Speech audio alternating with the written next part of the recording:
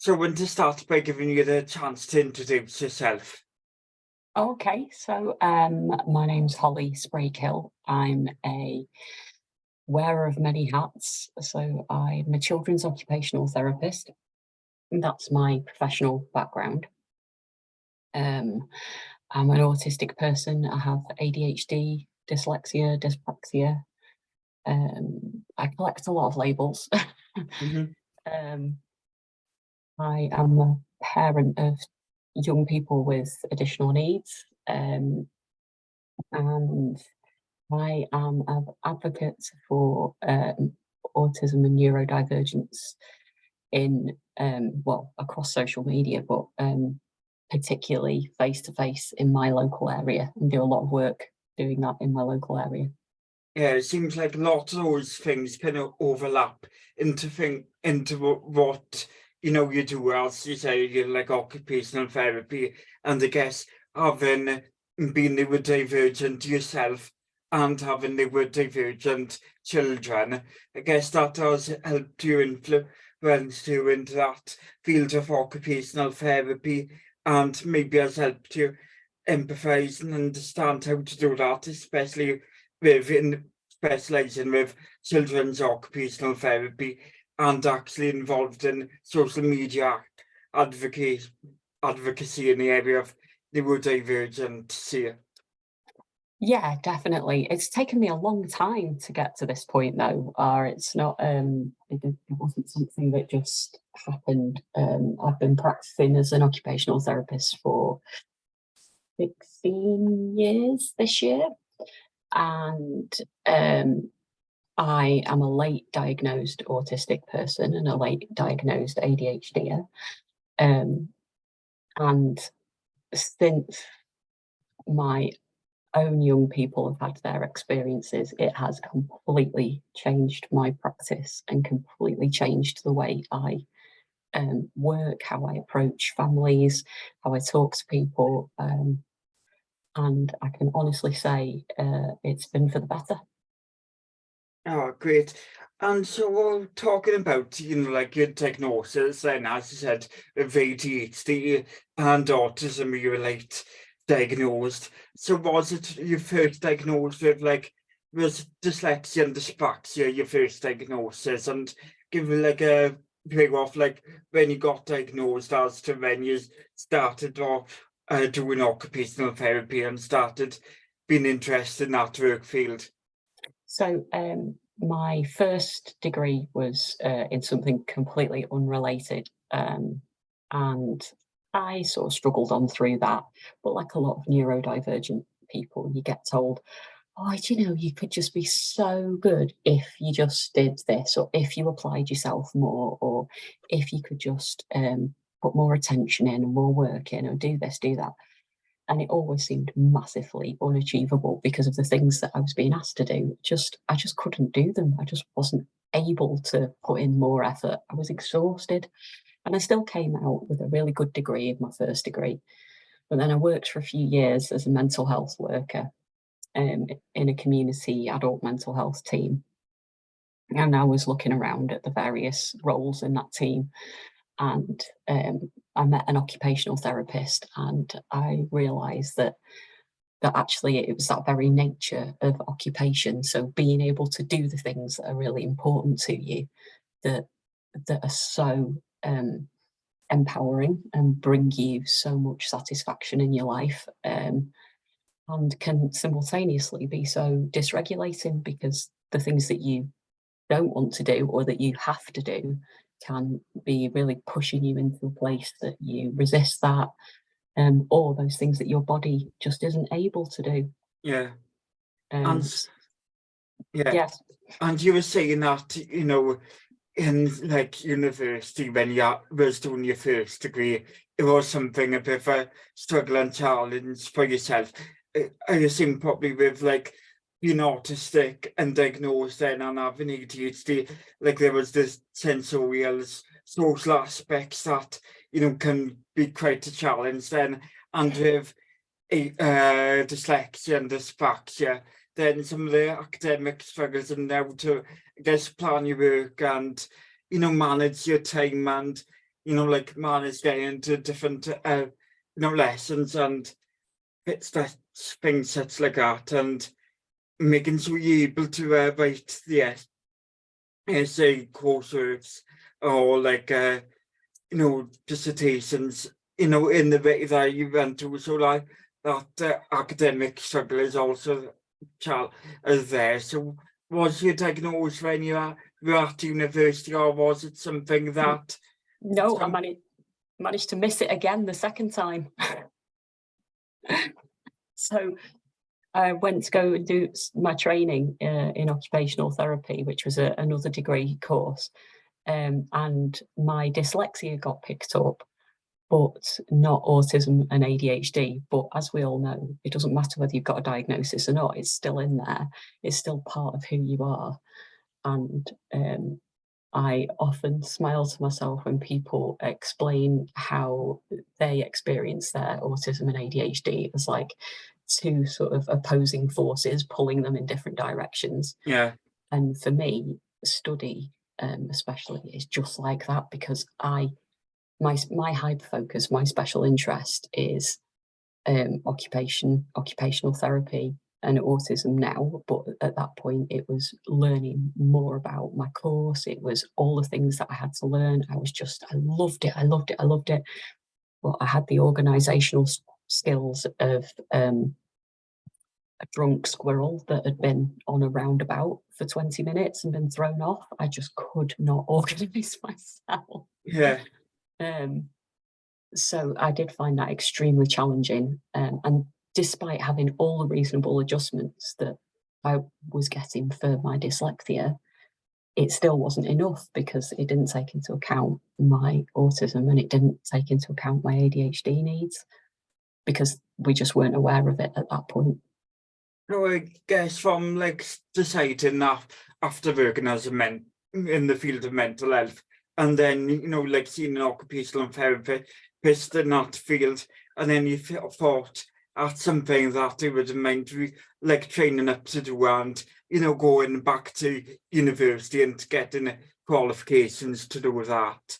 I guess from working in that field and starting out by thinking, right, when I have a try at being an occupational therapist, I guess that has helped you to get your dyspraxic diagnosis, and I guess in the long term that I guess engaging in that field then led on to the ADHD and autism diagnosis just by within like period of time, you know, being in that space.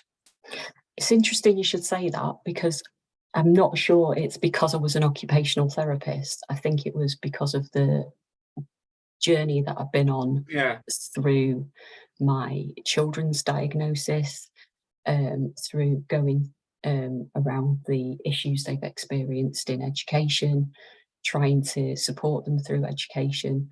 It was that led me to realise my own different categories of neurodivergence. And that's because I think I had a really internalized view of ableism in terms of what an autistic person presented as, what an ADHD person presented as. And that was all based on my old school training from 16 years ago that, you know, with the best will in the world, was based on medical models. It was based on stereotypes. It was not based on hearing the voices of autistic people and the people who experience ADHD in a non-typical, non-textbook manner. So when I really opened my eyes to the voices of the community, it was then that I was like, oh, right, actually, you know, I just need to stop thinking about it in this little tiny box, because that's not how it is at all. yeah. So it seems like even with having been in that, you know, field of working in mental health or occupational therapy, that when you had young children, and then if it were like the aspect of your family and your own children, again, I guess picked up and diagnosed from teachers in your school, in your children's school, I assume, that probably like the people around your children, as well as maybe yourself, started to pick up notice of traits within themselves that guess led to you getting a diagnosis, or considering that you might be autistic and have an ADHD? I think it's been absolutely pivotal in the way that I've changed my practice, because if I hadn't have experienced what I have as a parent, then I would still be perpetuating those myths, perpetuating that practice, which I think, although if you follow me on social media, you will see that in my Twitter bio, it says I'm professional Marmite, because people either are very passionate about what I follow or they absolutely hate it and find it's very threatening and what I say. But I am very vocal about things that I see as poor practice and ableist practice, and challenging social injustice and disability injustice. But similarly, I will also call out really good practice when I see it. It doesn't have to be perfect, but when people are really trying to change their Yeah. practice, that is just as important, because we can shout about terrible ableist institutions as much as we like, but unless we take the people who are showing a willing to learn and nurture that little flame and say, do you know what? I know that you're doing the best you can, so let's see how we can make it even better. And thank goodness the community gave me that option, because I could have been written off as that ableist therapist and never changed my practice. But I have definitely seen that there is so much more, and you can get such better outcomes for people when you respect their neurodivergence. Yeah, I was just saying, it's like the thing that when it's people working with neurodivergent people, disabled people and sets, it's the important thing that, yeah, no practice will be like perfect, and it's important to recognize that. And I guess the important thing is of like recognizing good practices when people are able to listen and learn, and actually listen from the people they're working with and cooperate with them to understand their needs, rather than projecting on what you think that their needs or interests are. And that's, I guess, the big difference of what can make a good and bad experience. And so, you're saying about how you were late diagnosed, and even like years within the occupational therapy field of being an occupational therapist, and doing that for some years before your own diagnosis, and possibly from like before your own kid's diagnosis. So did it feel to only get that understanding of your own diagnosis and learn that thing out about yourself later on, even being within such fields? Do you know, it gave me a bit of it's like somebody wiped the fog off the mirror, because first of all, I was a bit cross that none of my colleagues saw it in me or mentioned it to me, even though I have a history of finding certain social situations and certain workplace situations very difficult to tolerate and difficult to sustain. But instead of anybody saying, Holly, you thought you might be autistic, or Holly, you thought you might be ADHD, I experienced a lot of stigma in those workplaces, and often internalized all the failings on myself rather than the lack of reasonable adjustments. But what I realized from that is that my colleagues don't see it either, or didn't see it at that point. So it wasn't that they were withholding that information. It's just that is the institutional view of what somebody who is a health professional who is also neurodivergent, they, oh, they can't be autistic, oh, they can't have ADHD, or oh, they're just not trying hard enough. Those ableist stereotypes are so ingrained in professionals we don't see it in each other unless we open our eyes to see it in each other, because Yeah. we have all these expectations. And It's so as cultural.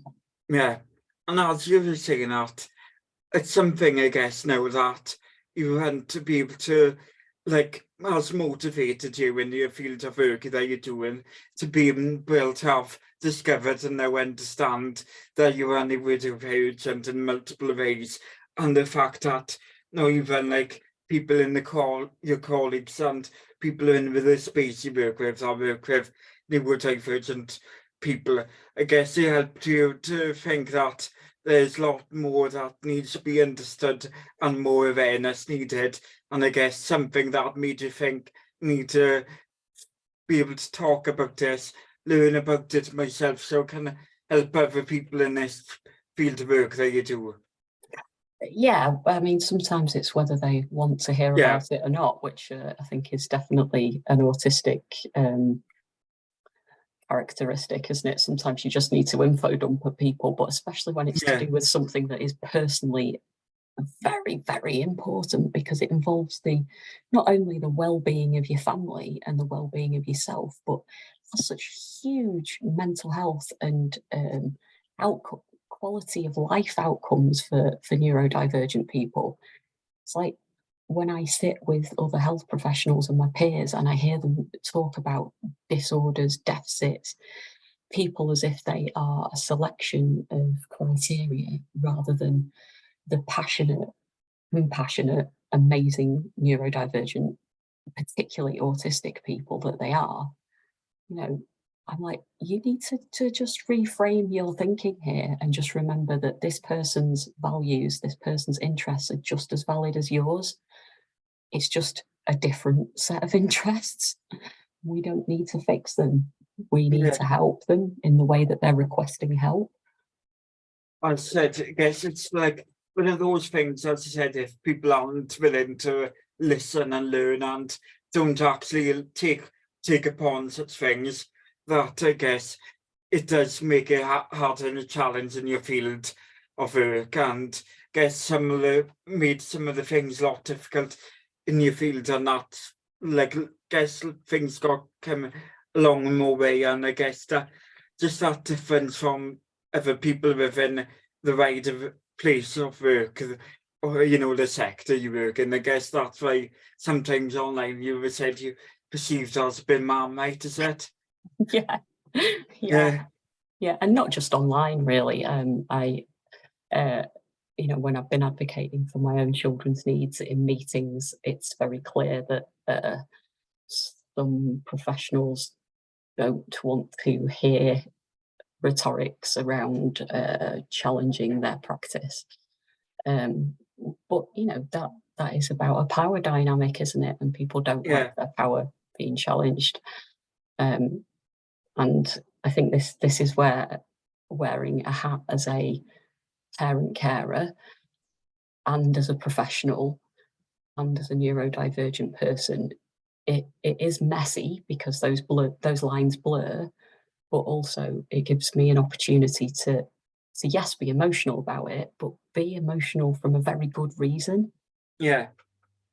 You know, And yeah, yes, sorry, go on. no, finish off what you're saying. No, it just so yeah, if I see that practice, I now feel extremely passionate about calling it out, because it's not just somebody else's child that it's going to affect. It's not somebody else's family who's just a name on your case. It's people I know, it's people I love, and it should never take that. It should never ever take that.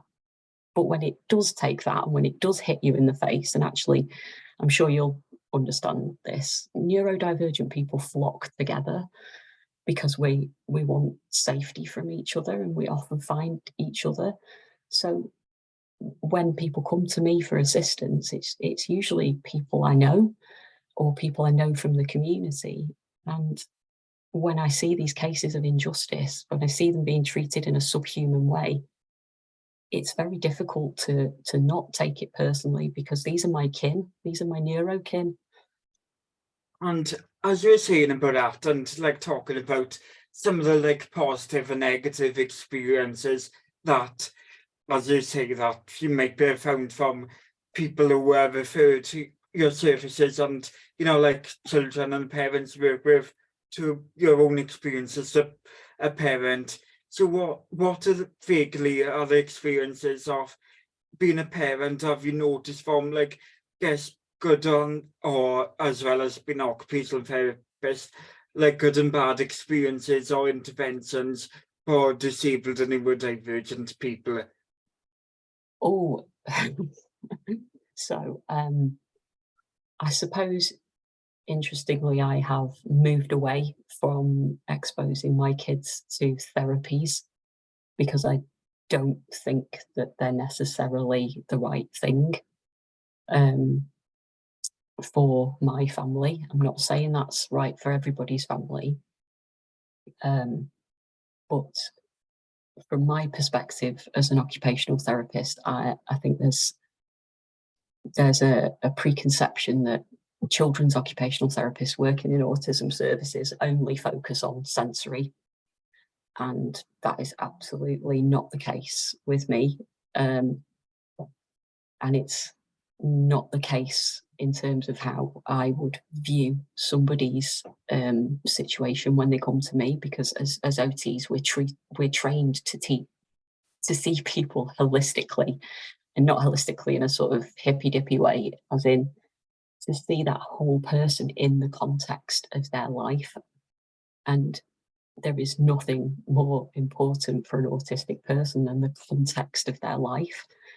I think Luke Bearden nails it with autistic person plus environment equals outcome. You don't get that environment right for that person, they are not going to thrive. And as OTs, that is exactly what we should be looking at. And I never saw a therapeutic, as in set of appointments that my children would go to that would be suitable to encourage a thriving environment. What I wanted was practitioners to pull together to truly understand what an autistic person needed in their environment, and actually an OT to support that rather than somebody doing some therapy to them. Yeah, as a parent, and if you feel you can answer this, what are the things that when you were like going with your children to therapies, or the therapies you went along with and was your children was referred to, what, like, can you tell me a bit about those therapies, and like what were the aspects that didn't at least work for your family, or that you felt that may be a bit, I guess, problematic or could be improved upon, if you can answer that? I think mental health services were just never tailored towards our needs, and that has always been a real difficulty. It's almost like being allergic to an ingredient, like say fish, and going to a fish restaurant and somebody going, "What do you mean you're not going to eat anything here? That's really awkward. Why won't you eat the fish here?" And you say, "Oh well, the fish is really damaging for me. I can't. It's going to hurt me." And if it was something physical like that, I think practitioners would understand. But Yeah, when your brain perceives the world in a very different way because you're autistic and ADHD, and somebody says to you, "Here is a mental health strategy that is going to teach you to disregard all the things in your brain that are telling you that this thing is dangerous." So, for example, busy places or sensory input that is distressing to you. And you've got to try and teach yourself to ignore all those signals. It makes absolutely no sense for that autistic person. Or if you are really struggling with verbal communication, and being able to verbally communicate in a to and fro conversational tennis whilst understanding your own emotions and expressing those emotions is incredibly difficult for you, like for a lot of young yeah, people with internalized presentations of autism. Offering them talking therapies is like the worst thing ever. But then again, that if you've not got the right therapy, if you've not got the right thing on the menu, that's not the end of the world. But then if you turn that around and make it that young person's fault for not being able to access that, that is when it becomes extremely problematic. And when you turn around and say it's the parent's fault for them not being able to access it, or for them being too picky or too obstinate, then it's an issue. Yeah. So I guess it's more the point that you found the mental health services your children were referred to weren't like designed for neurodivergent and autistic people, as it's the thing that mental health issues are in autistic people, whether that's like depression and anxiety, and or like some like eating issues to it, like many other different things, to like having traits that, or like conditions or OCD that might overlap in some autistic people.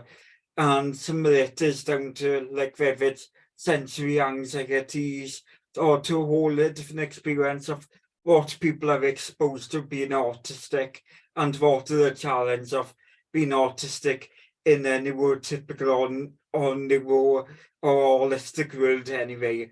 And so I guess it's those struggles of the therapist not understanding autism, and I guess how to tailor the communication to an autistic person. And I guess from children who are autistic, like probably found maybe myself then when I was younger, doing stuff like that. That's that, I guess, alexithymia sometimes, and it's that ability to like find ways of communicating how you're feeling and feel quite safe and comfortable to do so. As I guess it's the thing that communication can take a lot more work and time for an autistic person. So I guess it was that kind of stuff that made things quite a challenge for your autistic children, and something I guess you felt that wasn't working for them.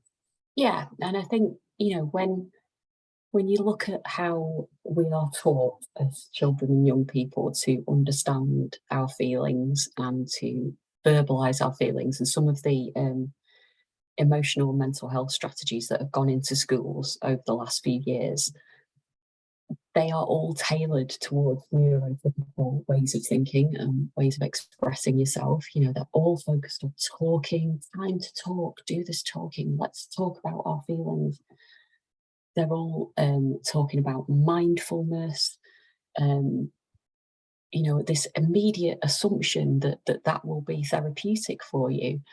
They're talking about getting outside and getting some fresh air, when a lot of these things for autistic children who are in crisis can be so massively overwhelming. And if you're being bombarded with these messages of this is what is going to fix you, this is what is going to sort your mental health out, this is what's going to make you feel better and be more normal, and you can't go outside that easily because it's so bright, it hurts your pupils.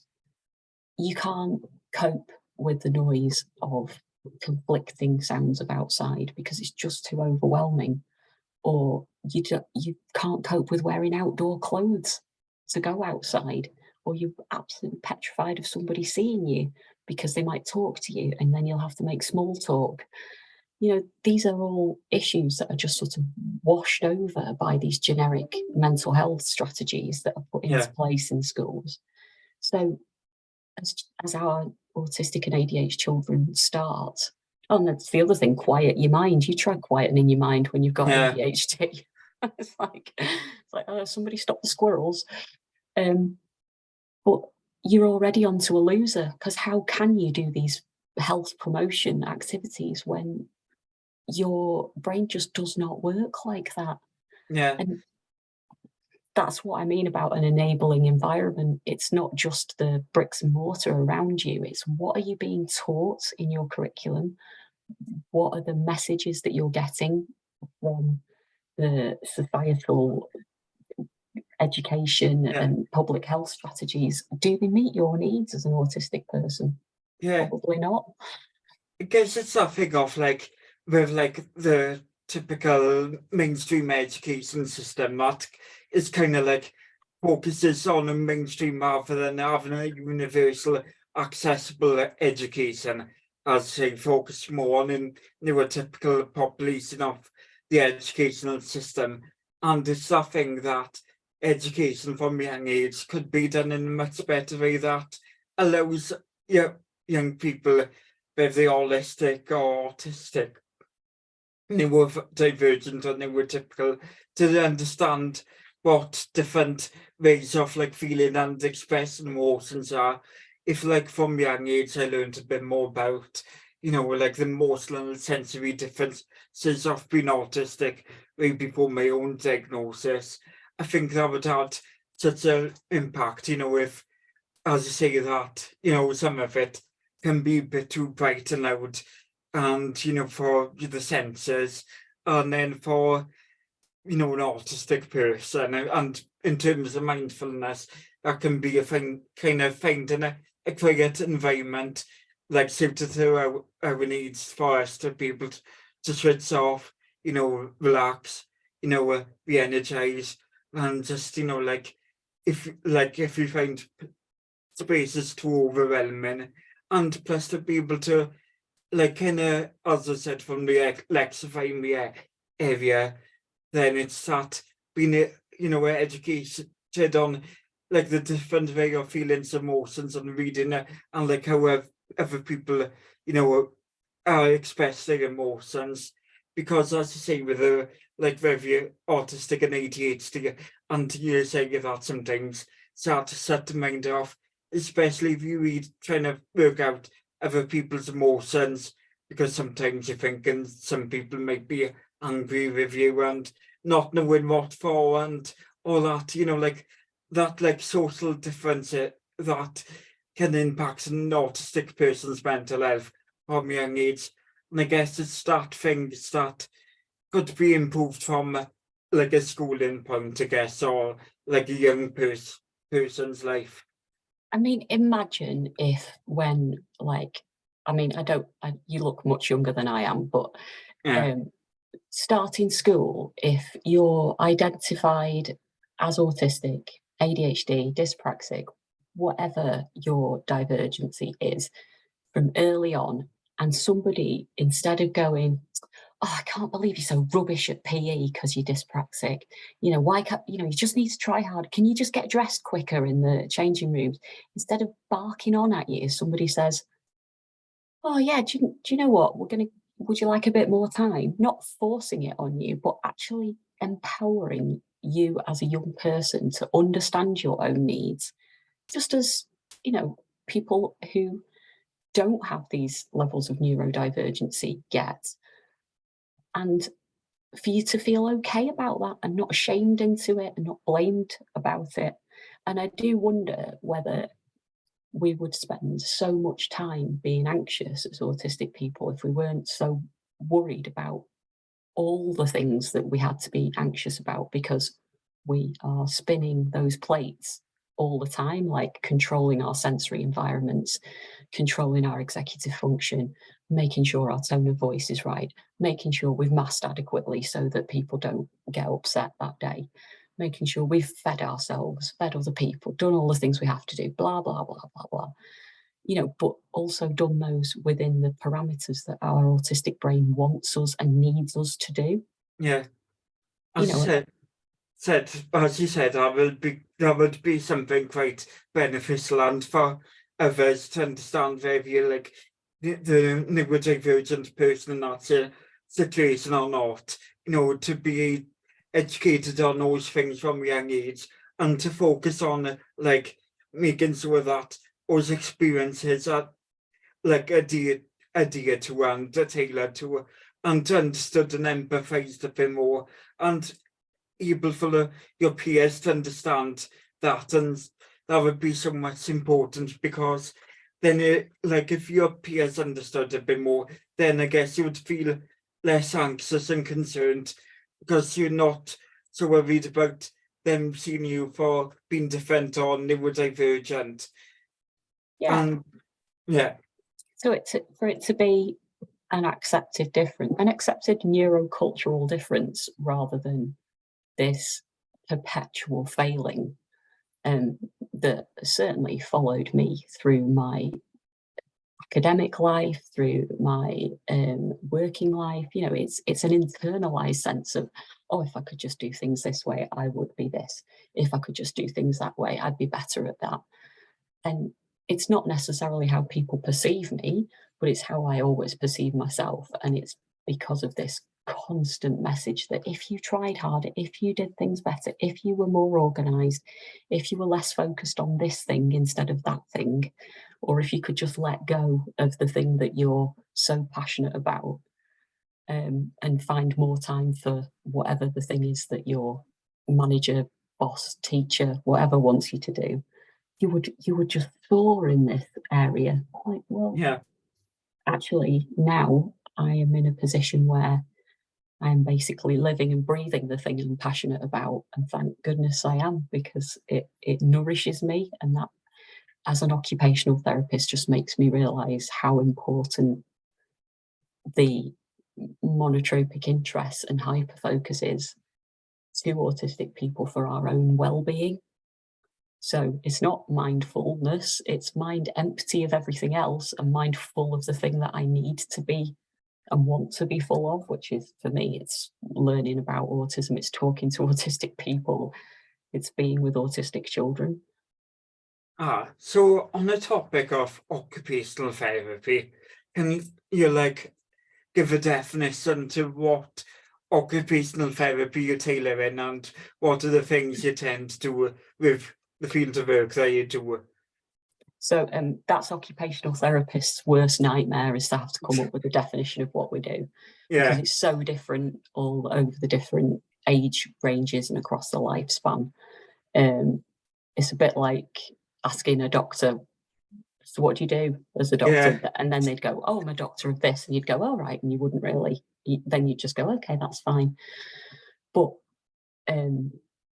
for a children's occupational therapist, for me, I trained as a general occupational therapist, because all occupational therapists are, and we train to look at occupation, not at sensory, not at moving and handling, not at one thing or another. It is very much at the person and what occupation is meaning to them. So for a child, it's what are the jobs that that person has to do and want to do in their life.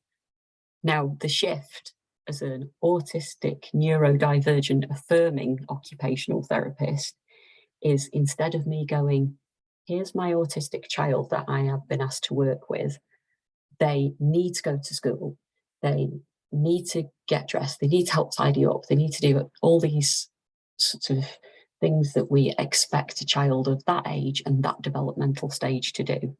And I am going to teach the parents, teach the school, and provide very strict guidance to that child as to how they're going to learn those skills and do them.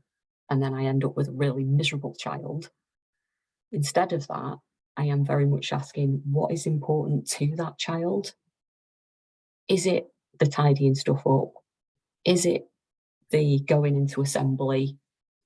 Or is it them learning about, I don't know, whatever their topic is that day? Is it them being able to cope with playing with their peers in the playground? So what do I need to do to make that an environment that they can thrive in? And that is very much the crux of my work. It is adapting, advocating, and training people and helping people adapt environments so that autistic people can thrive in them.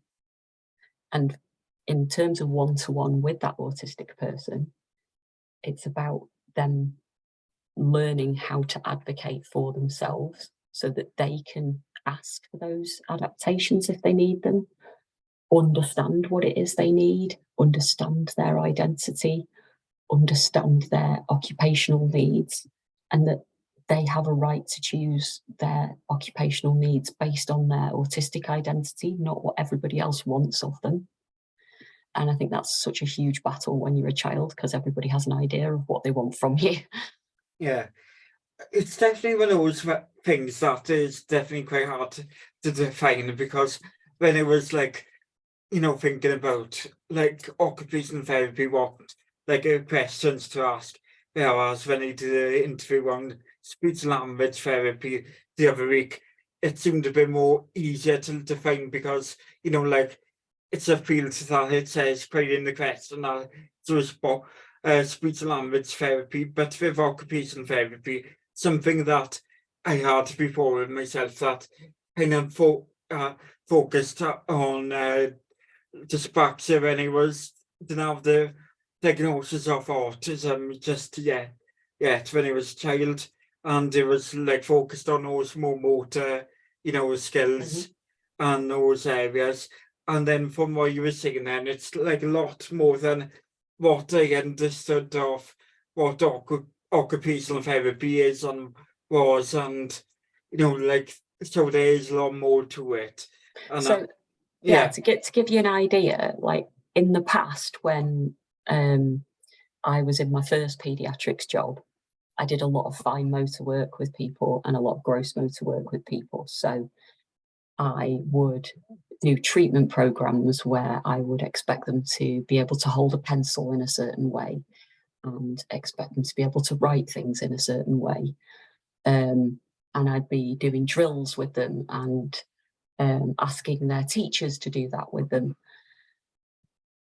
As I have progressed and moved more into diagnostic assessment, so I might have diagnosed people with, well, as part of a wider team, but into autism diagnosis and dyspraxia, which its official name is developmental coordination disorder assessment, and done a lot more in terms of the research as to what makes an actual difference. So I'm currently doing my master's in autism and associated developmental conditions. And it's really interesting. The research about therapeutic input is very, very rarely about doing this intensive one-to-one with a child. It's about what is motivating for that child and what does the child want to change. Because if they don't want to change it, whether that is because they physically don't like it, psychologically don't like it, or it's just not something they're motivated to do, they're not going to do it. Whether that's handwriting, getting themselves washed and dressed, whatever it is, they have to want to be able to do it. And if they do, then there's a way around it. And your occupational therapist is your person to work that out. But it's about ultimately finding out what is important to that child. And when it's an autistic child especially, don't be trying to force them into something that they don't want to do, because that is not neurodivergent affirming, and actually it can be really deeply traumatizing.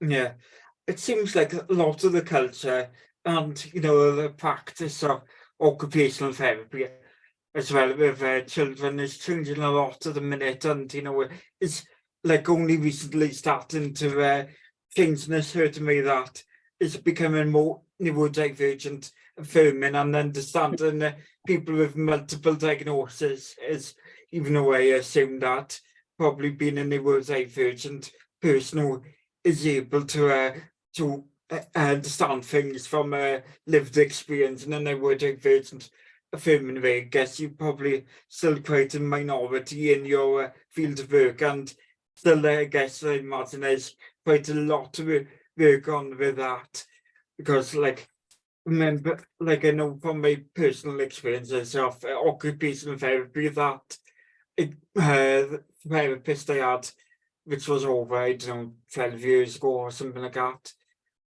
maybe a bit longer, you know, like, didn't understand that when I got diagnosed after that, you know, with of autistic, didn't understand how, I guess, I was autistic then. So I say there's a lot that, I guess, is changing to understand multiple diagnoses, and you know that, you know, the co-occurring diagnoses, I guess, which from your maths, there's interest in exploring that, you know, comorbid neurodivergent conditions. Yeah, I mean, unlike speech and language therapists, the Yeah, community of children's occupational therapy, especially in the UK, is extremely small. So in the US, I think all schools have to have an assigned occupational therapist, but in the UK, that's not the case.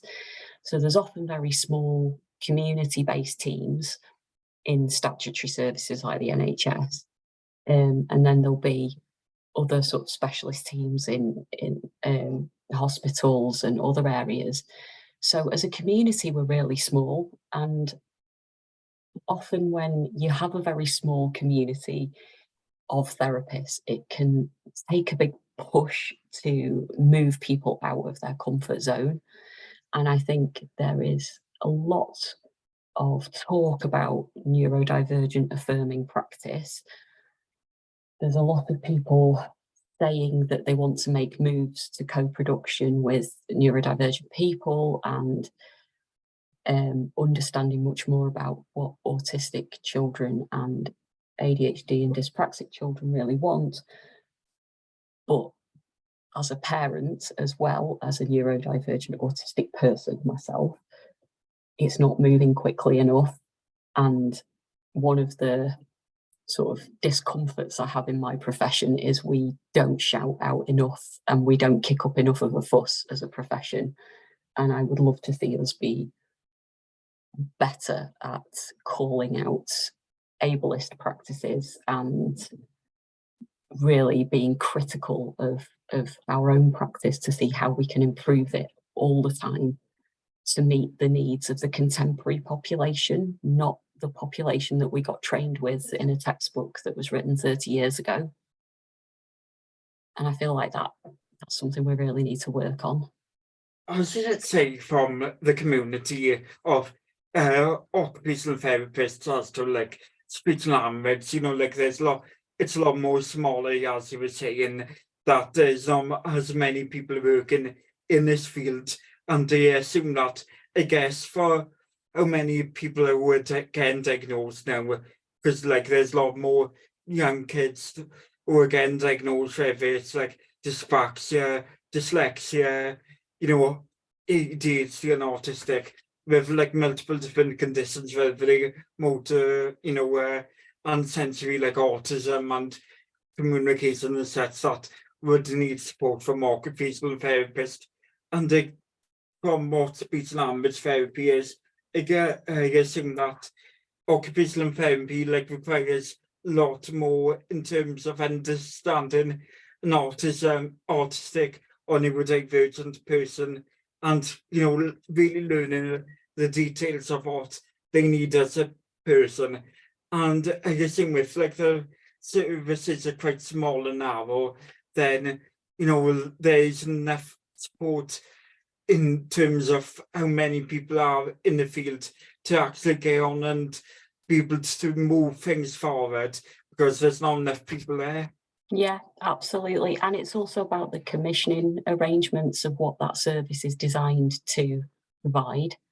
So, there are a lot of amazing occupational therapists that work with children out there who want to do so much more and be able to invest so much more time in finding out what works for autistic kids, what works for ADHD kids, what doesn't work, what people want. I mean, I would love to see an OT attached to each school. And I don't mean for handwriting and sensory circuits in the morning.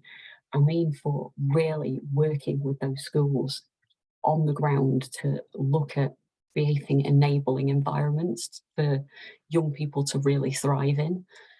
But nobody is commissioning those services. And this is where it gets really stuck, because you have people siloed into different teams of specialisms, or different teams where they can only see a certain amount of people for a certain amount of time, or they can only provide like sensory training rather than holistic sensory support to a person's environment. And it's not enough, because we're not, as a profession and as health professions, we're not just the only people who are under stress. and under a lot of pressure from our funding. Education, most of our recommendations for young people and children go to education, but we're expecting teachers and teaching staff to do a job that is really hard to do. If you give somebody a treatment plan for occupational therapy, how do you expect them to know what to do with it without there being somebody there to model it, especially when a lot of those strategies are to do with relational approaches? So if you're not just focusing on handwriting, fine motor skills and gross motor skills, which a lot of autistic children don't need, they need somebody to help them modify their environment emotionally. Unless you can show and be there with that educational professional to see how you would embed that into a school day, giving them a piece of paper with what you expect of them is not helpful, because they've already got a million other pieces of paper from every other professional that's been in from that for that young person. Yeah, especially as you say, if it's something on the lines of actually like just an environment, and know how to make sure that the classroom and like lessons are actually tailored to like all the people in the classroom, and that ensure that child's needs are able to be met. And as I say, that needs to be like an in-person thing with the child, and be able to actually working with the teachers or any like learning support staff in like that classroom or school, to make sure that they know what they need to. And I guess it's something that people in your profession feels that they need a lot more support when it comes from government, and understanding from like whether it's like those in charge of education to healthcare, and make sure these things are linked more closely, and so they're able to cooperate and not, I guess, overworked. As I guess you probably find yourself that you're passionate, and you want to do so much for the people you work with, but I guess there's a lot of like restrictions, limitations, because like you can only do so much as a person, because as I say that there wasn't a day. And I guess that's why you guess your colleagues find as well, and with that sort of stuff, so yeah, it's a lot hard to learn a bit more and understand a lot more of what the press needs to move on with. So what are you finding from people within your profession and stuff are the other things that they are looking to need improvement from in the field of work, to support, to actually improve the service and make sure it's working as the people in the profession need? So that's a tricky question, really. I don't know whether they're actively looking for it, or whether I just see it and think, guys, why are we not doing this? And I think, occupational therapy practitioners are employed by a range of different services across independent sectors, education, health, social care, and self-employed practitioners. So we don't have like a standardized CPD, which is continuing professional development, but we do have prerequisites from our registration body of things that we have to learn and have to know, and the standards we have to meet. I suppose what I would like to see is that those standards are much more social justice focused, so that occupational therapists across all age areas, across the lifespan, really don't just have to be aware of their own biases, but to be actively fighting those biases. It's being anti-racist, being anti-sexist, being anti-ableist actively in our practice, and not being afraid to do that. And that can be a big leap for a lot of practitioners, because it's not what our professional culture is quite quiet and meek. So for us to stand up and go, you know what, yeah, it's okay for me to suggest this practice isn't quite the way I want it, or to call out this consultant for using this language when referring to a person.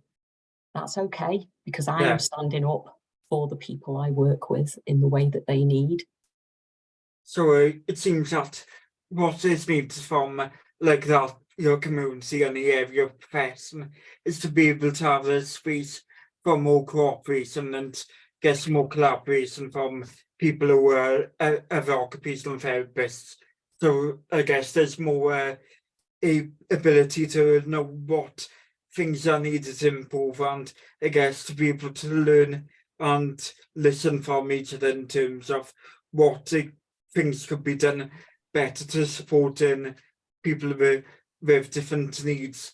And as I say, it's something important for you to like be able to address things from like, you know, social justice. And as a neurodivergent disabled person, that's something that you can speak of in, as well as a parent from your own lived experiences.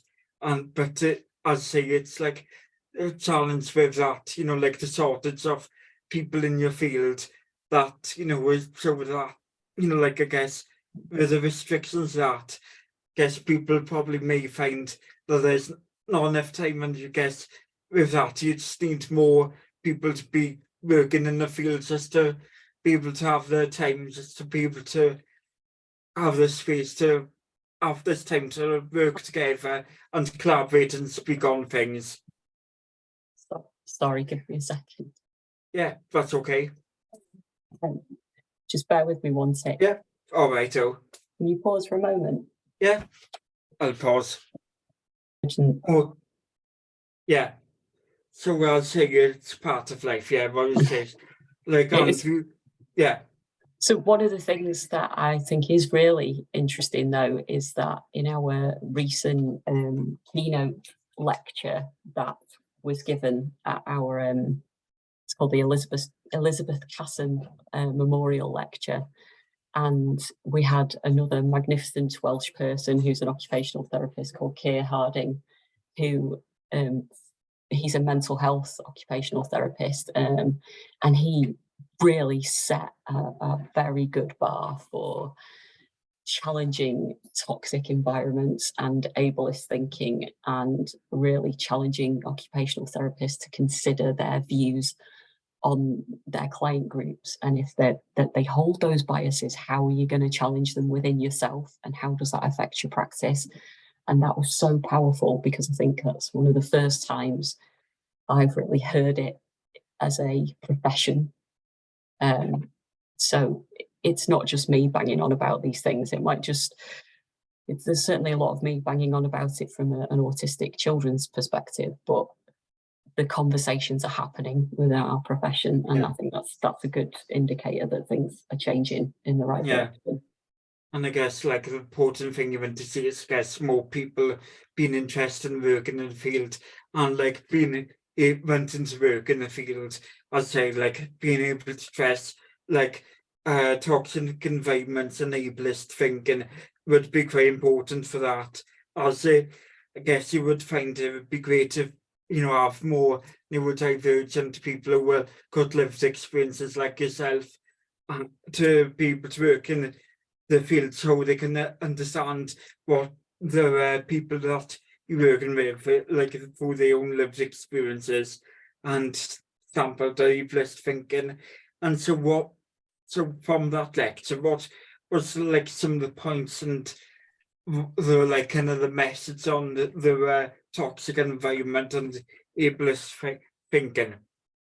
Well, I think a lot of the discussions that happened from that keynote speech and have continued to happen have been about occupational therapists looking at their own workplaces and how they are enabled to thrive within their own workspaces. So, you know, as an autistic and ADHD person who has worked in the NHS for a long time, and works in private settings, healthcare is a tough gig when you're neurodivergent. It is not an easy place.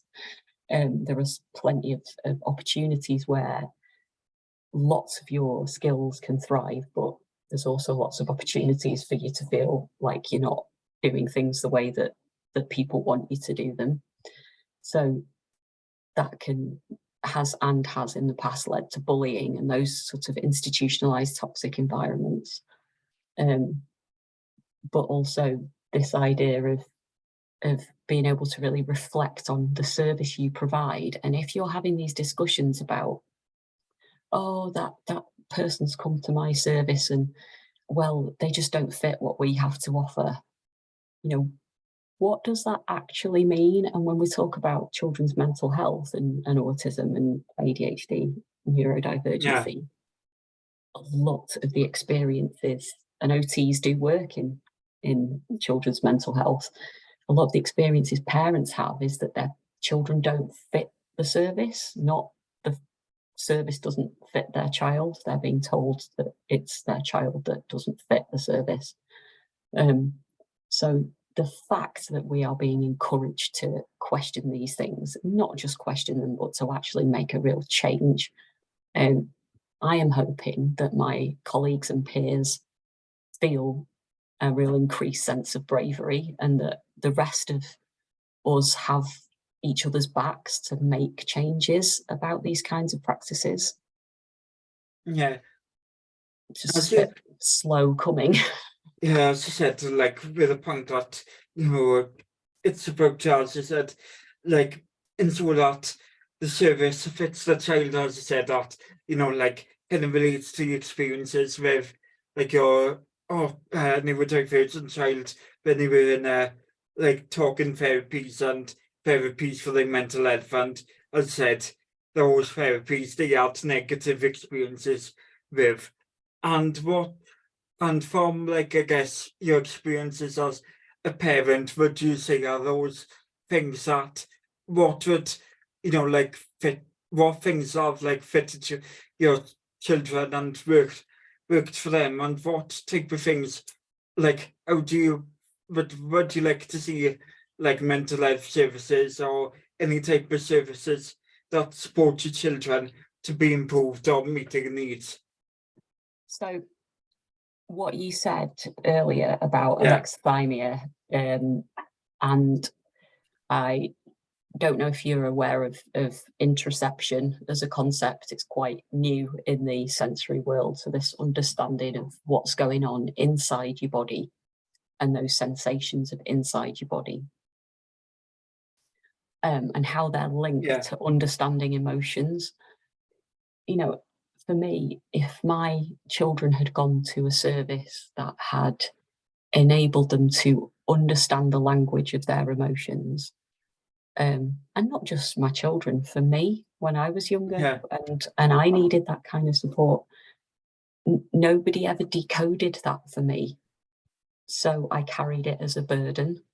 And a lot of autistic people need support decoding the things that are tricky around them. And once they have decoded it, be that an emotion, be that a communication strategy, be that an executive function task, we're often amazing at it because we've worked out the pattern, we know how to recognize it, and we can work with that because we are pattern recognizers.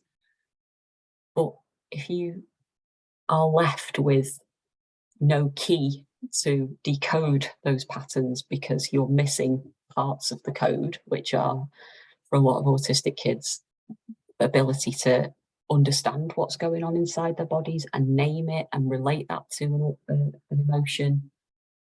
How are you going to tell someone you're anxious? How are you going to say that thing is making me anxious and I would like some support with that? Because actually probably being in the environment where you're being asked to tell somebody about it is making you anxious.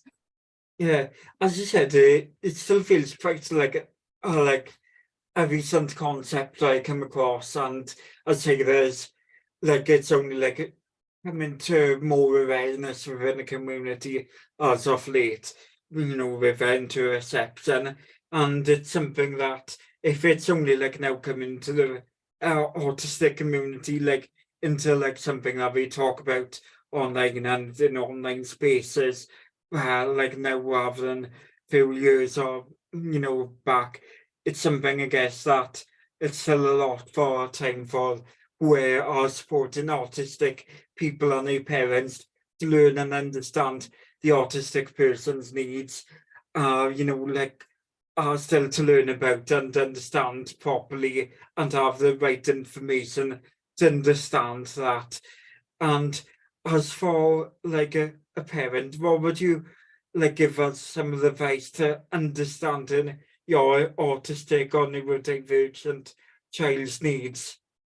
So I suppose I would have liked, and still like, for a start, the practitioner that you go to listens to the experiences that you have as a family, because when you go for mental health support as with a child, it isn't just that child on their own. They exist in a co-occupational space. So by that I mean they relate to the other people around them. That's their parents, their siblings, their school staff.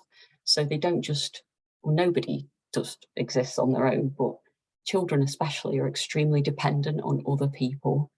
So for our story, our experience and our narrative to be actually heard rather than reduced to, you can see it in somebody's eyes going, right, well, I've only got CBT to offer you, or I've only got play therapy to offer you, or, they don't fit that category, so I can't offer you that. Right, well, we haven't got anything that meets your needs. Off you go. Or, oh, your kid's crying because they're dysregulated because you've brought them out of their safe place to this strange building where they've either shut down or they're melting down. So they're a do not or did not or would not engage, not a could not engage, because the situation has dysregulated them. So for somebody to have been able to see us with neurodivergent affirming glasses, that lens of, yeah, your kid's having a tough time, and it's not just because they're autistic, it's because they're autistic in a world that is really hard to navigate and has been really hard for them to navigate since they've been born. No wonder they're so traumatized. Would have been so empowering. Ironically, it's empathy, isn't it? And they say that it's us that doesn't have the empathy. As rigidity and empathy coming from services is one of the biggest problems, because they often aren't flexible and they aren't empathetic, and yet we are the first people to be told that we aren't flexible or empathetic, which is hilarious. Yeah, I think they're not it's definitely rigidity and lack enough flexibility. As I think it's a lot harder then, because most of the time for if you're autistic or have a additional needs or such, and you're getting referred to any sort of therapy, usually it tends to be from a GP, as tends to be a GP referring you for a diagnosis of any sort, or actually referring you for talking therapies or CBT, or maybe in some cases occupational therapy that you might be able to speak on in a minute.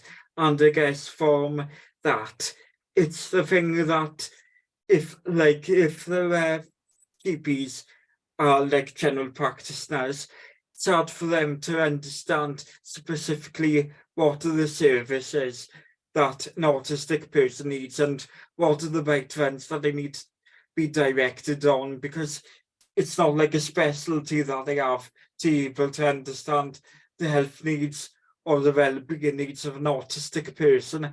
And if there isn't those connections and the links to the sports, and an easily clear way of getting support and nice and understandable of what services that would work for the autistic person, at the point of when you go into your GP and getting your diagnosis, then it's a lot harder for an autistic person, an autistic parent, to actually get to those right services and get to them at the time that they need. It's it's even got an extra layer for children because education is always involved because of the statutory legislation around children needing to be in education Yeah. at certain times. So often referrals will come from schools, they will come from nurseries, and this is one of my bugbears really, is that autistic children are not referred for assessment until they're in crisis. So I'm not talking about the children who are presenting from very, very, very early on as clearly autistic. I mean, those kids that are slipping through the net. So the kids that are chatty, they might have a little bit of verbal delays with their speech. They might show little quirky signs, but they slip through the nets for whatever reason. And then it's maybe some people go, oh yeah, they're autistic, but you know, they're fine. Why would you label them? Why would you label them? And actually, it's too late by the time they get their diagnosis, because all those bad things that could have happened in the environment have happened. And from, you know, mental health outcomes for autistic people, as I'm sure you're aware, are absolutely appalling. Suicidal intentions and acts are so high for autistic people and ADHD people. If you put the co-occurring of ADHD and autism together, it's even worse. And nobody is there saying, okay, what can we do to prevent this? Or instead they're going, oh, well, of course they're distressed, they're autistic and ADHD. It's like, no, those two things are very separate. We do not have to be distressed. We can thrive. You know, as Luke Bearden says, we can have our autopia where things actually work really well for us. We just need to give ourselves permission, and for the professionals that are involved, that have all this power, to give us permission to make that happen.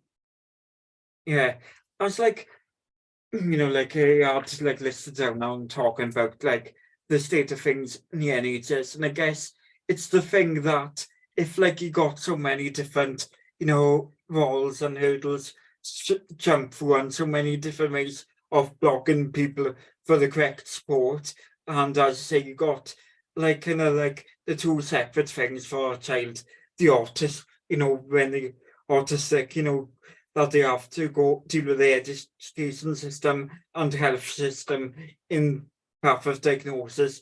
And then for an adult, that sometimes it is easier or more like likely to get support if they go private. Then there's lots of things that, you know, there's that, I guess, class struggle in those services, and you got those things that if like the system isn't correctly designed to get there at the right time and kind of set out to, you know, for trauma of like children and young adults, and you know, as say that is something that I guess when you were like older, that it was may have harder to get support for yourself, whether it's your own mental health and service support like that.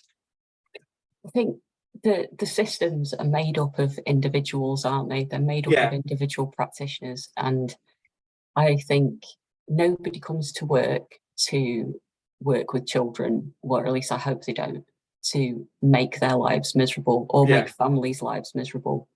So what is the disconnect between what I have experienced as a parent going through? I mean, I've been pushed to the point where I was, and you know, I can be at utter despair, like depression, anxiety that is so low, that is so debilitating as a result of seeing my family in such pain and distress, but also to have to fight constantly. And this rhetoric around fighting constantly, you hear it a lot from parents of yeah, additional kids with additional needs. And you think, oh, you know, it's just, and this is what you're taught by your peers when you go into working with young people. It's like, oh, well, that family, you know, she just bangs on, she shouts the loudest, she gets what she wants. And it's not that at all. As we are so used to not being listened to that it is a trauma response to immediately come at a situation with an expectation that it's going to be negative, because that's the experiences we've had.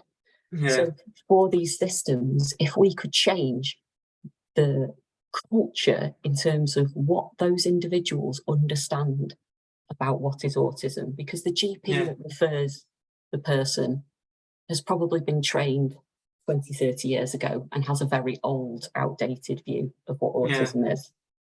I don't know about you, but I find unless people know an autistic person or have personal experience, they don't have that invested view. And I guess it's like changing some of the maps and the frameworks about how you get support, and what, like, I guess the guidance, or like the method of getting support from the government, to maybe look at how we can get more localized support, or I guess working out how to, I guess, change the routes to getting like mental health support, because I'd say when you get diagnosis, and like there's so many different steps to getting the right services, and then so with that service tailored to autistic people, because I guess as like somebody who works in a profession and got children, it's like something you probably find is quite muddling. I guess just needs to be, cleaned out, and made get more clear in its directions.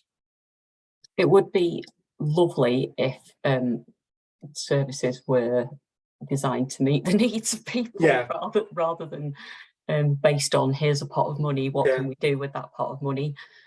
But it's not my I've been in healthcare for a very long time, and I know that it is such a complex situation, and it's so political that often practitioners have no ability to have a say in how the larger systems are designed. They might have a smaller impact on systems, but if that one-to-one interaction with the person you meet is positive, then that is one less trauma that family and that individual has been through. And I don't think we can underestimate that, because as autistics, as ADHDers, so many of our interactions are traumatic that we forget to count them. Whereas the neurotypicals, they're like, oh, I went to see this doctor, he was awful with me. And whereas we're like, no, they're always like that with us. We've just forgotten that we have a right to be spoken to like the valid individuals that we are. And I have a right for my children not to be spoken about as broken and deficit ridden and a burden on society. That's the kind of thing that starts for parents right from the beginning. So of course they're traumatized. So making those small changes is something every practitioner can do. It doesn't cost money. And encouraging those small changes, and any change possible that could make a small difference, is quite important. And to actually, like, as I say, you changing that culture, and having those people in the professions like yourself are listened to, and it's advice, like it's that thing that in the current state of things now, that probably parents like yourself have been exhausted by the system, and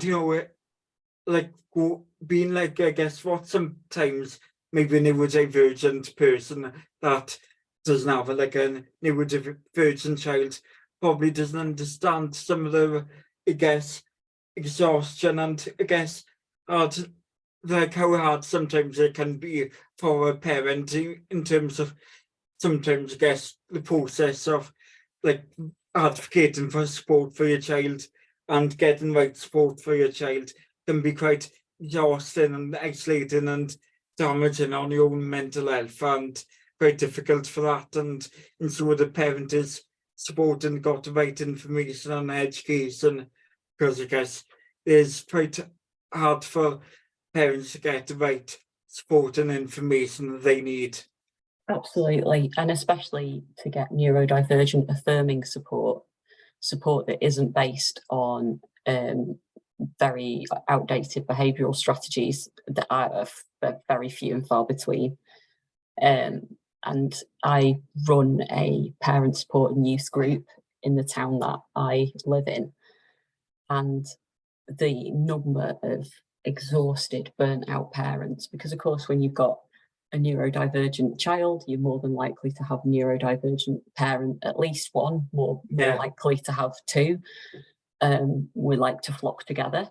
So to have to deal, with all that intervention from other people, even though that's desperately what you are asking for and what you need, but having those people talk at you about your situation or gaslight your situation or apply neurotypical lenses, especially around things like emotional based school avoidance or emotional dysregulation in children.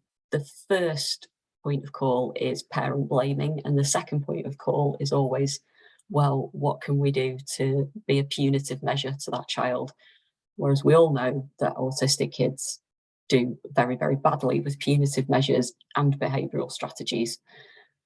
So we are potentially traumatising those parents even more, and it breaks my heart. It breaks my heart as an occupational therapist, as a mum, but also to see my fellow neurokin in so much pain, because we shouldn't have to be. And Rachel, what is there any resources or any forms of information for any neurodivergent parent of any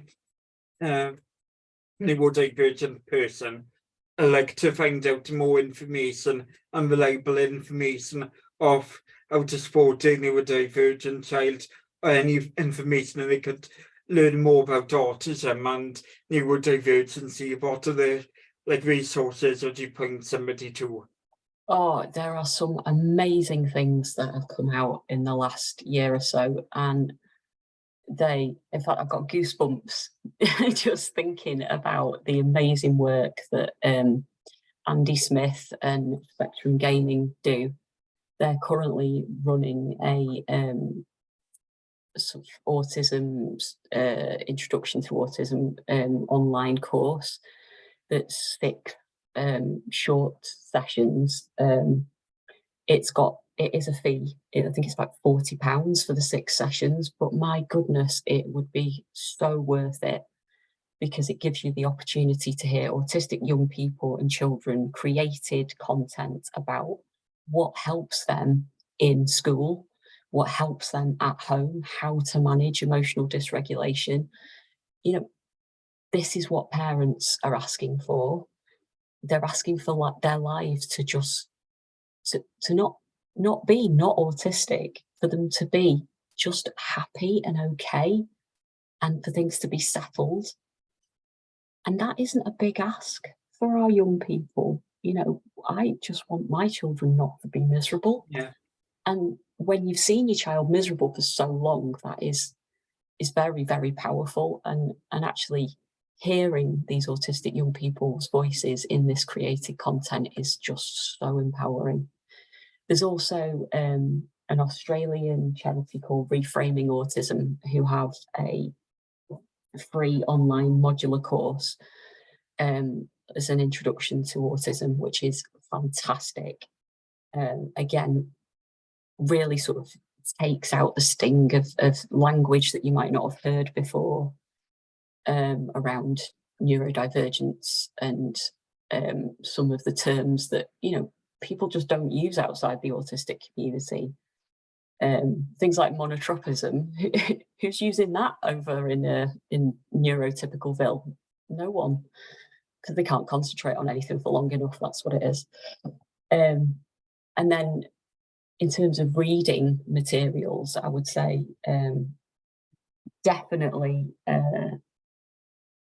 the Autistic Girls Network has a fabulous resource on internalized presentations of autism.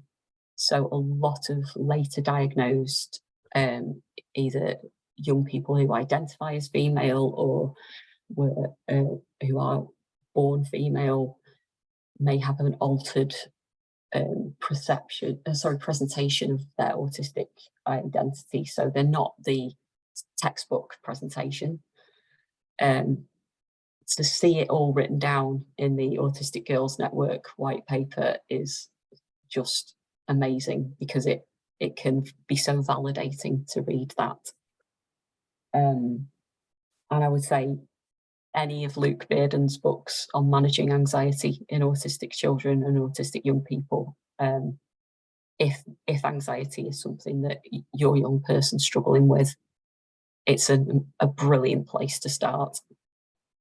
And in terms of visual content, have you heard of NeuroWild, the Instagram and Facebook artist? She is a speech and language therapist, I believe, by profession, but their posts are so accessible, so informative, great for giving Nana and Grandad who maybe don't understand autism or have a clue about what's going on, or, oh, you know, he'll just grow out of it, or you just need to be firmer with him. You know, these kind of things, educating your community can be so empowering, because you need your village of supporters, and you also need to know who you need to avoid, who's going to make it worse, and that being able to share these kind of resources is really helpful for families. Yeah, I was saying that a lot of this would have, you know, like have knowing the right resources and having like a list of resources where you can learn more would have been great and helpful for me if I were, like, I know after my own diagnosis when I was about 10, like lacked of having, you know, amount of resources that would help her learn a bit more, and so like things you did feel about blue then, and so that you know, like just to know where you can get information and reliable information resources can help a long way to understand your autistic, neurodivergent child, and even maybe if you find out you're autistic yourself.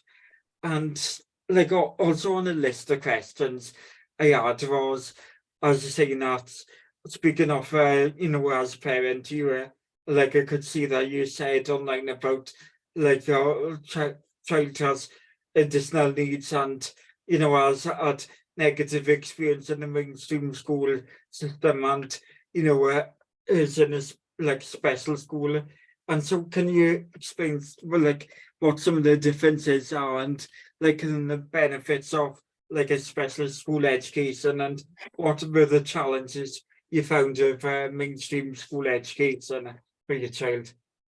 Oh, wow. Right. So this is another thing that I started out so naive. And in my early years as a children's occupational therapist, you know, there's this idea that your kid is going to go to special school and everything's going to be great. It's, you know, they're going to cater for all their needs, and they'll be just fine. It was only when my own child began to struggle in the mainstream setting, and that was very much to do around not coping with the environment, not coping with the way that other people were communicating with him and listening to his communication, which triggered basically like a PTSD. So he then became so unable to access the mainstream environment that he needed a special school to meet his sensory needs, and to meet his anxiety needs. Now, that's quite niche because he doesn't have a formal learning disability. That means that a lot of autistic specialist schools wouldn't take him, because they will often only take young people with a learning disability and autism. So where do you then, you know, where do you find a space for your child who is, you know, on paper, and I hate this term, but academically bright, Yeah, but who has this massive barrier to learning because the world around them is so upsetting, and they can't verbalize or communicate that to you in a, oh, and you know what, mummy, I'm having a really bad day today. This person's not listening to me the way I want, or this light's too bright. He can't do that. He's too dysregulated. Yeah. So finding a specialist setting that could meet all of his needs has been incredibly challenging. And I'm hoping that we've got it right, but he's only been there a few weeks, a few months. People often talk about being educated out of school as the gold standard for anxious autistic young people. I think it is so individual for each young person, but also their parents, because, you know, I as an autistic person, ADHD person, need to not be in the house all the time, being responsible for my child's education. With the best will in the world, I just can't do that. And I know that my partner can't do that either. So we know that he needs to be in a place that can meet his needs. When you have an education healthcare plan, it's again often touted as the thing that is going to fix all your problems, because there's a statutory and legal obligation for your local authority to meet what is in that plan. And I have some amazing recommendations from some amazing therapists, including somebody who was on your show, Emily Price, Yeah. Emily Lee's fabulous therapist, who has basically created the most wonderful recommendations for one of my children. Finding somewhere that could meet those needs that those recommendations are in, you know, I had to do myself as a parent. So in other places, usually it's your local authority that would go and find that. But I had to search every single special school within an hour and a half radius of my home. And it's only because I know the education systems and I know what I'm asking and I know what I'm looking for that I managed to do that and work out which ones would work potentially and which ones wouldn't. Yeah. I was in a very privileged position to do that. I don't think many parents could take that on in the same way. And I certainly couldn't advocate for many parents to take that on, because it nearly finished me off, the stress of that.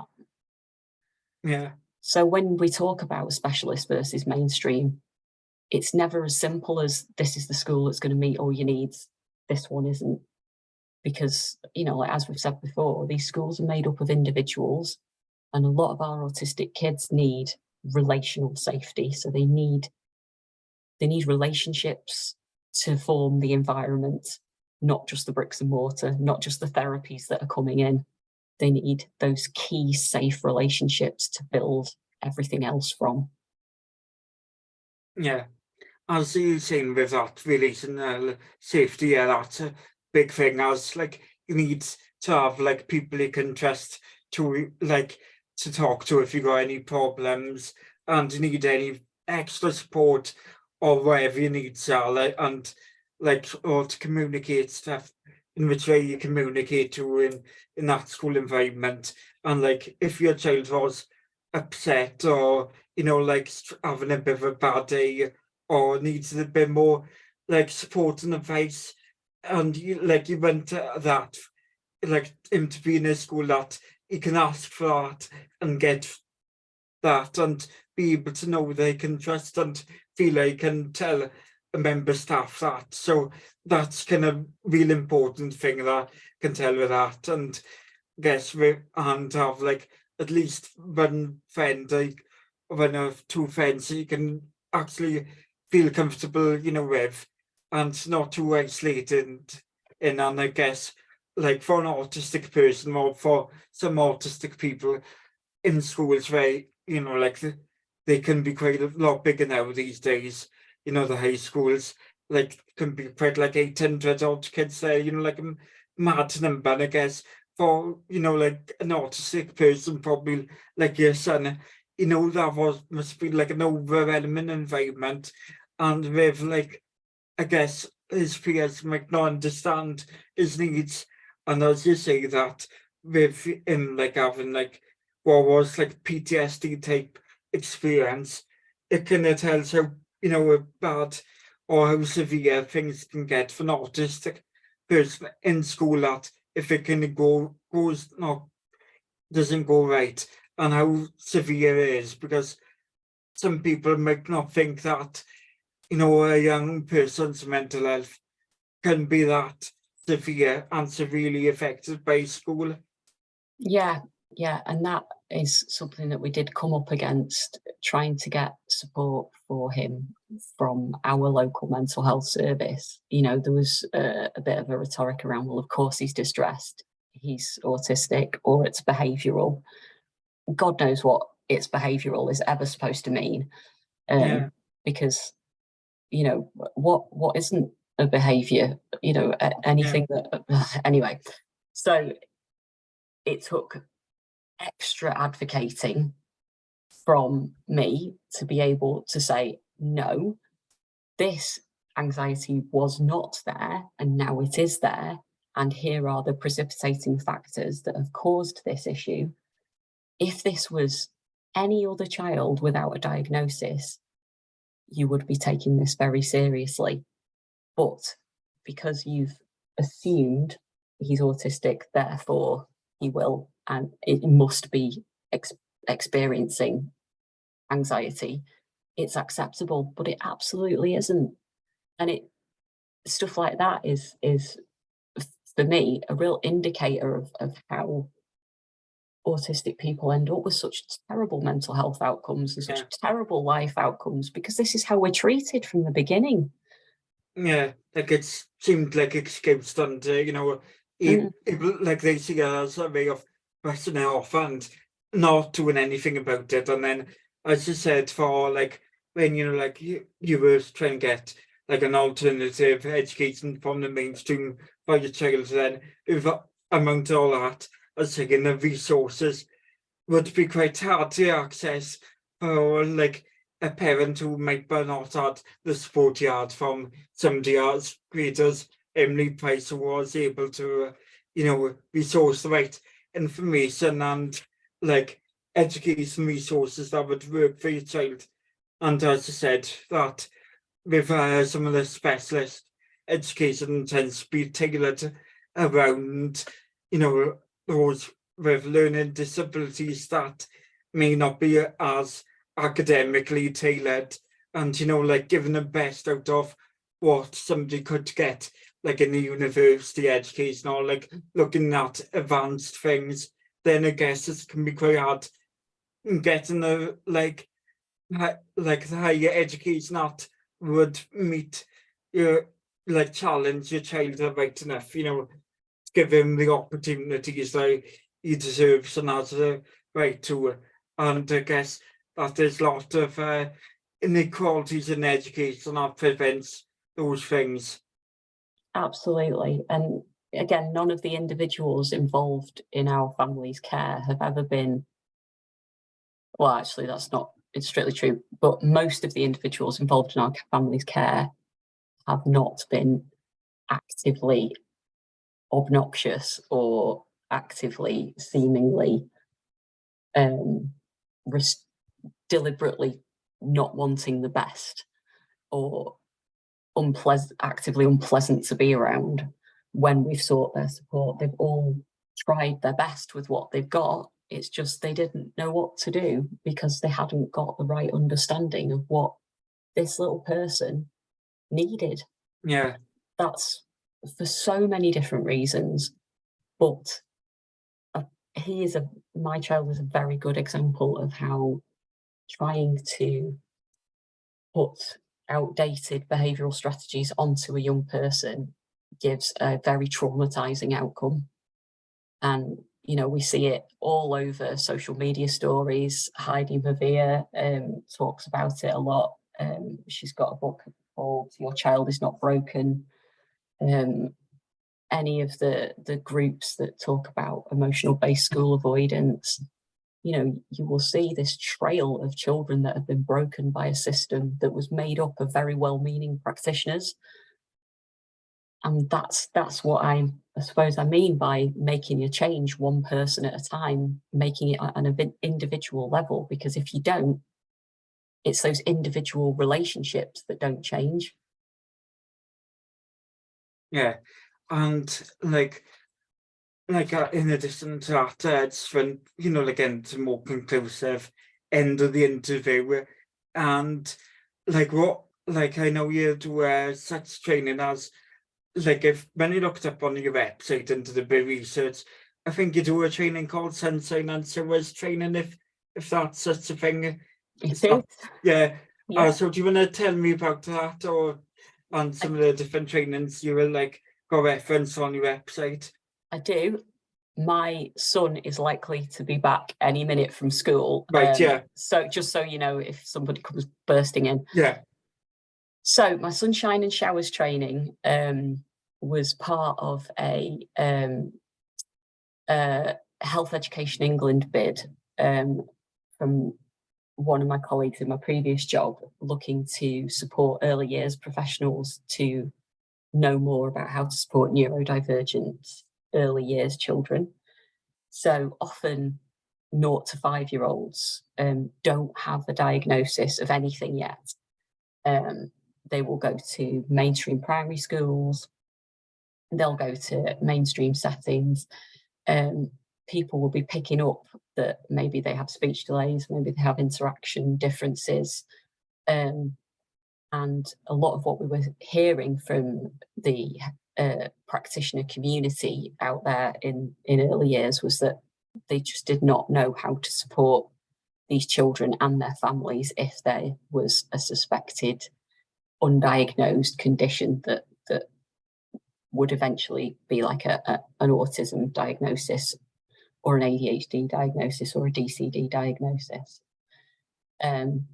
So it is one of many sort of side hustles that I do that is involved in basically trying to empower the community throughout the whole of young people services. So for this, it was teachers, it was GPs, it was nursery workers, it was school staff, early help workers. So we had people from all different areas come to these trainings to basically learn about the language of neurodivergence and neurodiversity and how to respect that little person that is in front of you rather than necessarily start to change them.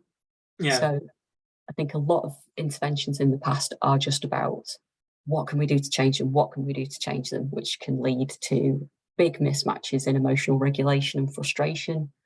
And we're not saying that there aren't things that can be done to support language development, but basic things like play styles, you know, from an occupational therapy point of view, that's something that's been focused on a lot. What is functional play? And autistic children have their own style of play, and actually it's appropriate and functional for that autistic person. You would not believe what a big eye-opener that is to many early years practitioners and other people who work with under fives, because they've never had the permission to see that play as valid. They've never had the permission to see that child as not broken and not disordered. So a lot of our work was about that. And a lot of the work I do independently is about helping other professionals in education and healthcare.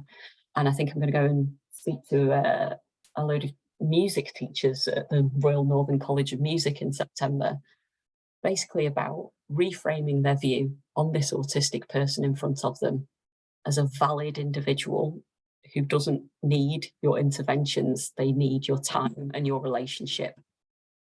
I guess this is one of those things you must quite enjoy from being able to do in your job, you know, like, and find there's quite something that you get proud of to be able to do it, because I guess it can have quite a considerable impact on the, you know, like the people who are in those like nurseries, play schools and presses, as I say, with the early years of under fives, and how it must have an impact on those children's lives just by having that, you know, understanding, you know, from those, you know, making those changes. And as I say, when you're speaking to music teachers, then later on in this year, and I guess it's stuff like that can be great off, like providing some sort of steps for change. It's absolutely the thing that keeps me going, really, you know, in the times when I can't do the things that I want to do because of the restrictions in my service. Are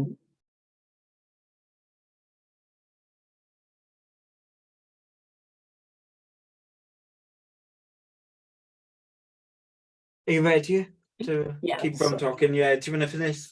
Is there anything else we want to finish off on that? So I suppose that the advocacy role, although it might not seem like traditional occupational therapy, in that I'm not doing handwriting drills or throwing people over gym balls or putting them in a sensory gym, actually, for me, is much more about enabling occupations in my practice, because I'm enabling environments that people can thrive in, and that is exactly what I see working in autistic people's lives. You create a situation somebody can thrive, and they do it on their own. They don't need me to do sessions of therapy with them. They need the space and the opportunity to be able to thrive. And if I can provide that, then I've done my job. Yeah, I'd say, and it's a great thing that you're able to do advocacy on top of the work they already do and provide these training sessions, because I'd say, you know, it's great that you can do, you know, the day-to-day role of occupational therapy, but also it can provide such great impact that you can use your skills as an occupational therapist and, you know, your lived experiences as neurodivergent person to help other teachers and practitioners to be able to understand more about how best to use, yeah, kind of like use our skills of supporting people who have additional needs, for them to be able to do that in education and such. Yeah, I mean, that is definitely the bit of my job that I feel makes a big difference. And certainly the feedback I get from parents being able to support that family environment, you know, even just being given the permission and the space to see your child as the amazing young person that they are, rather than the set of terrible things that they came with on the referral, all these things they can't do. You know, and this is where the sunshine and showers title came from, actually. You know, yeah, your life isn't all sunshine, but it's not all showers either. You know, family lives are by their very nature up and down. Autistic family lives are by their very nature up and down. We're all learning from each other. That relationship, that co-occupational relationship and co-regulation relationship is such a huge part of being a good parent, and that's one of the things that I really love to help support people with as well. Yeah, and like one of the things that points out on a bulleted notes on her documentary drafted up the questions was to discuss the advantages of being neurodivergent and neurodivergency in the workplace of your field, which I kind of think we already covered in terms of your discussion that you was able to inform this into neurodivergent affirming, you know, practices, and being able to use your lived experience and inform that into how you're motivated to advocate for other people in your role, and like speak on the quality and improving the quality of services that neurodivergent people have in occupational therapy. Yeah, so as a neurodivergent person working as an occupational therapist, there's definitely been a bit of a roller coaster for trying to see the positive of myself. But I think that is about a lifetime of internalized ableism and internalized disappointment in myself, because I wasn't diagnosed until I was 42. So, you know, if you constantly think you're not doing what everyone else is doing and that that's a bad thing, you're not going to feel great about it. But as I have matured in my practice, and certainly when I became a parent and started to see the impacts of approaches on families of kids with additional needs, I actually started to think, well, no, neurodivergent people have a huge amount to offer every working area. And yes, somebody's productivity might look very different as a disabled neurodivergent person to a non-disabled, non-neurodivergent person. But actually the skills that I bring to the table are a huge amount of passion, a huge amount of knowledge, absolutely never letting go of something when it is crucially important, and being able to put the voice and experience of that autistic family right at the heart of everything that I do, so that they can do the things that they want and need to do, because I see how important that is for their well-being, and I can hear what they're saying. And if I don't get it right, that I'm open to listening to what they're saying rather than just dismissing it as, oh, you know, they're just neurodivergent, they're just autistic. I don't want to hear that. I want to hear their true lived experience and how that makes a difference to my practice. And for the final questions, so which I tend to normally start at first. So how do you find being neurodivergent, autistic, dyspraxic, ADHD, and dyslexic affect yourself or your traits and your experiences of those conditions? So, because I have these multiple different labels of differences, you know, the dyslexia, the dyspraxia, the ADHD, the autism, and you know, I'm quite an anxious person as well, so that sits in there as well. It plays havoc with my executive function, I'm not going to lie. I think if I had better executive function, I would probably be an amazing independent practitioner, but the thought of filling out tax returns absolutely terrifies me, so I very much veer away from having to do that. Not tax evasion, just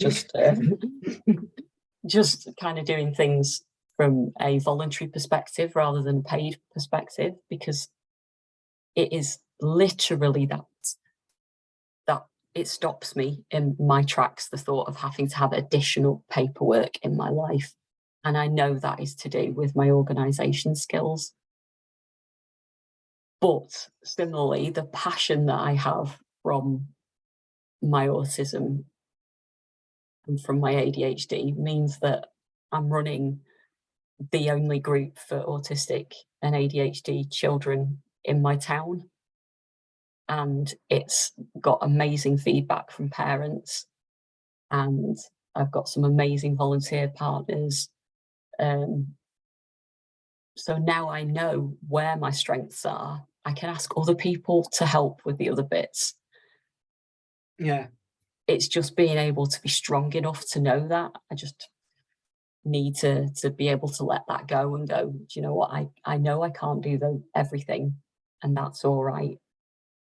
But I never had that role model of a neurodivergent role model to be able to say, it's okay not to be able to do everything. It's okay to be autonomous over independent.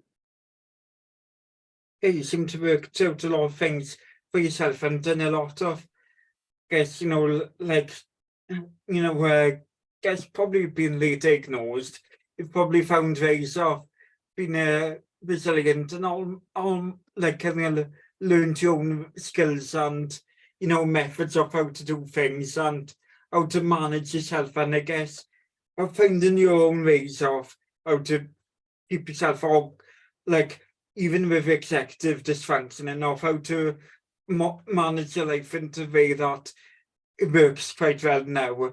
I guess it's kind of helps with your job that you've kind of worked on things for your life, for yourself, I guess. That makes sense. Yeah, I think it is important to acknowledge the toll that it takes on you as a neurodivergent person as well, and that we're not just these resilient, armoured, battle-proof people Yeah. that can just take hit after hit after hit. The number of times I have burnt out, I have lost count of, and the amount of time it takes to reset from that burnout is huge. Yeah. And it's debilitating and horrible. But I like to hope that as I get older, I get a bit more wise about what works for me and what doesn't work for me. But this sort of drive for justice about autistic young people for me is pervasive. I cannot let it go. And although it will burn me out, I also know it's incredibly important, and I would sacrifice my burnout to make that difference every single time, because that's if people talk about superpowers, that's the superpower my neurodivergence gives me. Unfortunately, it does come at a price, but I know that price at the moment is worth it.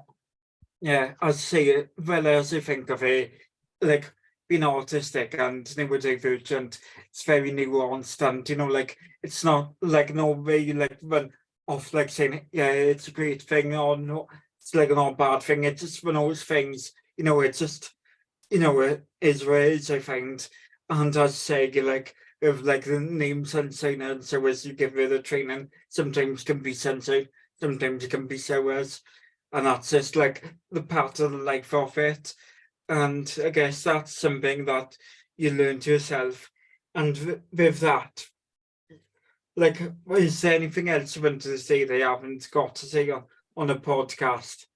I think just as a slightly last point to the how it affects you work and personally, ADHD and autism, I think when you are very passionate about something can feel like two competing issues having a fight in your brain all the time. So, the up and down of ADHD, the wanting to take something and run with it till it's you've got that big dopamine hit, but your autistic need for certainty and the same can be very challenging at times and very difficult. So I am a very chaotic person, but I hate chaos, which thank God you can't see my desk, because it is now I'm actually looking at it, I'm feeling the shame, but I know exactly where everything is on it, and if somebody else moved it, it would send me into a meltdown. But I think that's a pretty good metaphor for my brain, really. If something gets pushed out, it's too much, but most of the time I know where everything is, and that's what I need to thrive. And finding those strategies to help you to keep your table tidy is a really important part of keeping yourself well, I think. Is there anywhere like you would want to promote, or say where people can find your work or follow you on social media? So if you're feeling brave, you could come onto Twitter and and meet me on social media. So I am on Holly the OT. I tend to be very open, and I've been called a few things, but I'm I think formidable, the professional Marmite thing. I think I've had people from CAMS talking about how controversial I am because I've posted about issues on my Twitter page about what my children have experienced. But that's what it is. I am very honest. I'm honest about the good stuff. I'm honest about the challenges. So yeah, I'm always looking to make new connections with other autistic folk. So you can find me on Twitter. It's probably the easiest. I say it's like not really controversial as such, but you just like speaking your truth, and it's like people getting the wrong end of your stick, really, of what you're saying now, of what you really experienced and your children experienced. And can I just say thanks you for coming on, and I hope you enjoyed this. Thank you so much for having me. I don't think I've ever talked so much about myself. Thank you. Yeah, you're welcome very much. Yeah, it's been good time. It's been good to have you on. Yeah, and I always like to talk to people who have got something different to say, and it's been a good chat. Thank you very much for having me.